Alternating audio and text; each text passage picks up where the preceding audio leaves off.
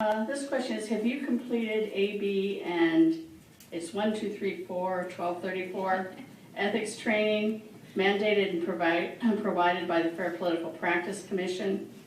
Was this helpful in letting you understand your role as a council member? Yes, it's mandated that you have to be. So I went. I've gone twice now. I'm actually an ethics instructor for the city of Modesto, not just to the police department, but to all. I also came up with an idea, and we use it now. We use a judge from this community who swears us in after anyone who's been elected, and basically you say it's an oath of understanding that the people voted you in, and that you have to have an oath of ethics. I think ethics is huge for a million reasons.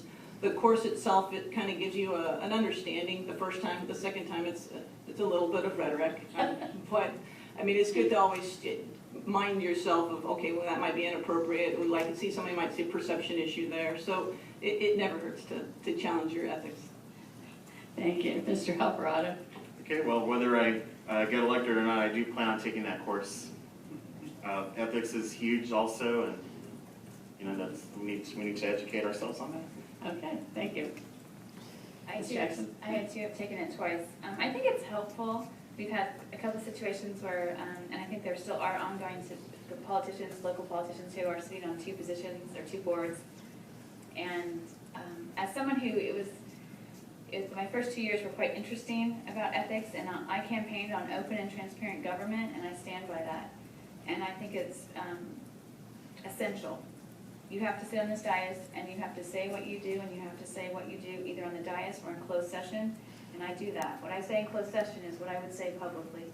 So I think it's, sadly, I was at a Rotary breakfast, and our current police chief, Rob Jackson, I'm very proud to say we hired from within our police department. He made a comment. He said, you know, we have all these campaign laws because obviously someone tried to do these things and get away with it. And it's the truth.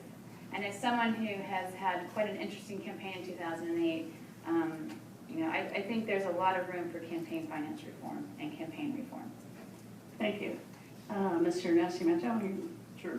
I've actually had to undergo annual ethics training the last 4 years working for a local congressman. Actually just took an ethics course, I think it was about 2 months ago in Sacramento for my current position with Senator Anthony Cannella. I think it's beneficial. It's a good refresher. You know, as a state employee working for a local legislator, you know, they give you the contribution limits that you can accept. I'm actually very restricted. I think the gift limit for me is like $20 working for a state legislator. And so it's important that we have this training so that there isn't question of kind of what's acceptable and what isn't. My general rule of thumb is just to say no, and that way you don't have to worry about it, you don't have to report anything. So I've been through it, and I know it's a mandated course, and I plan to take it if elected to the city council.